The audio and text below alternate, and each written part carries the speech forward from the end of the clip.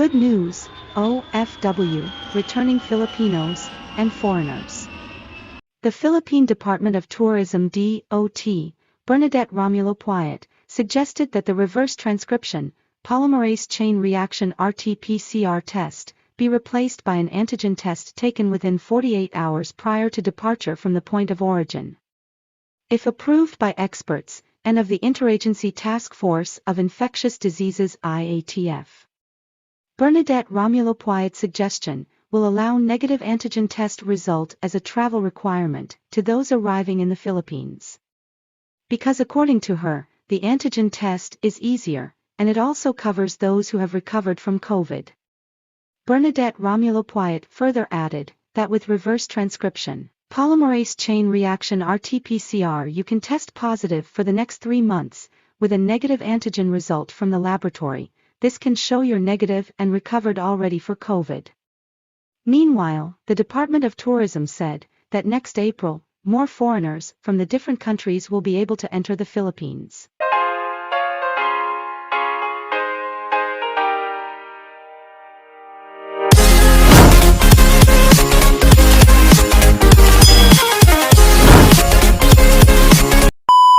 We are also proposing that we hope that it's approved that in lieu of a negative RT-PCR 48 hours before, also an antigen test 24 hours. So we want to make it we want to make it easier. What's nice with the antigen, Karen, this also covers those who have recovered from COVID.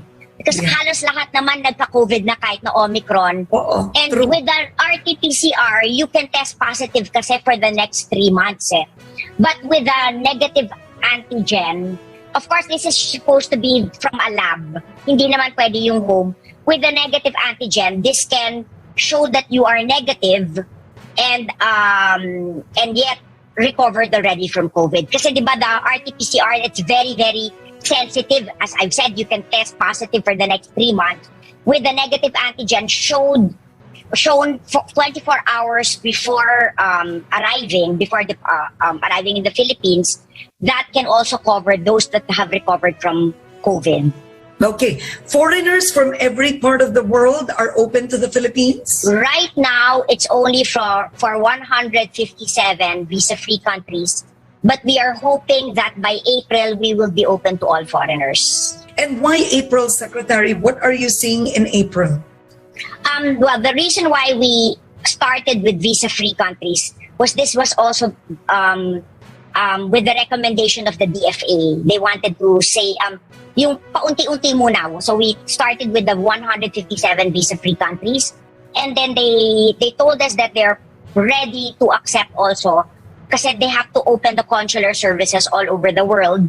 So that will be, we hope that it will be approved and we will be able to accept by April. So I think it is more of the visa-free countries, more of to check, kasi we opened February 10 to see muna how it goes.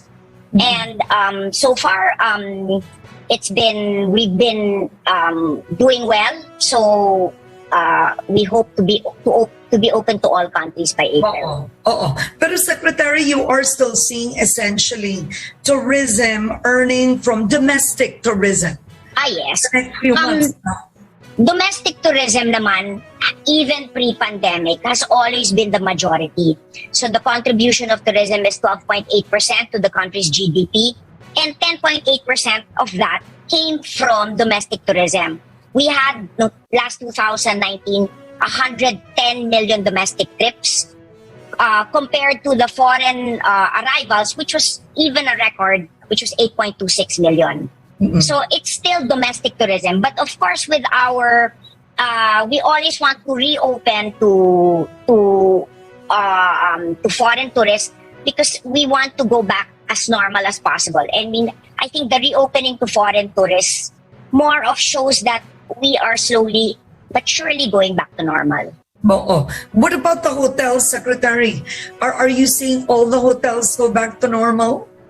A lot have transferred already from quarantine to regular hotels. Some are saying that they have an uptick because there are a lot of MICE events. So that's where they're getting their income from. a lot are saying that there are a lot of staycationers, and they have to now balance na before, because they were really relying more on foreigners when it comes to hotel bookings. Now they have to balance between staycationers and foreigners. Oo. So it's a good sign. Oh, that's a good sign, and I'm curious, when it comes to hotel stay, what is the DOT's advice? Vaccinated, unvaccinated, accept them, or are you really only pushing for vaccinated local tourists? We follow the IATF. If it's dine-in, it should only be fully vaccinated, 18 and above. Of course, staycation,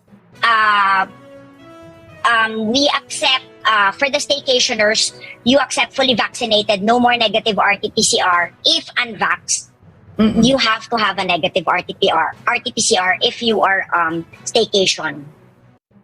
Oo. And are you seeing staycation? Because not Yes. many Filipinos still want to go abroad, right? It's Yes. I mean, if you go around Asia, you have Hong Kong, it's too tedious at this point. Are you seeing an increase in that? Yes, an increase in staycation, definitely. I was just talking to our stakeholders a few days ago, and they said that the staycation market is quite, especially during the weekends, is quite big. So now they have to balance between staycationers and their foreigners. So they have to allot. Unlike before, it was just merely foreigners, but now they have to balance. And then they were also telling me that I asked them about their markets. They are seeing foreign markets that they have not seen before. So a lot have been the long haul markets from far away. They've been coming to the Philippines because we have the least travel restrictions in Asia. Okay.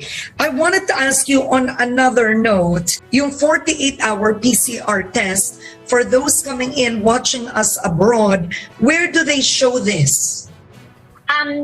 There's a One Health Pass, so that's submitted to the One Health Pass, and as long as they're fully vaxxed by their government, they can show proof of vaccination, they're good to go. Okay.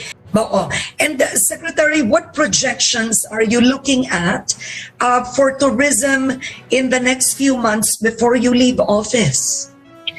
It's hard to give projections, Karen, because all over the world, iba-iba the cases of the COVID. Some are still not encouraging their citizens to leave the country. Some naman, when you go back to their country, there's still quarantine.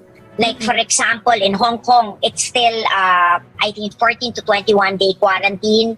In Korea, which is our top market, there's still a 7-day quarantine. But at least with Japan now, they're less strict, though they don't accept tourists. But for returning residents, it's already 0 quarantine. So it was just a few days ago. So at least slowly, as travel restrictions in all over the world are becoming less, so we expect it to increase the tourist arrivals here.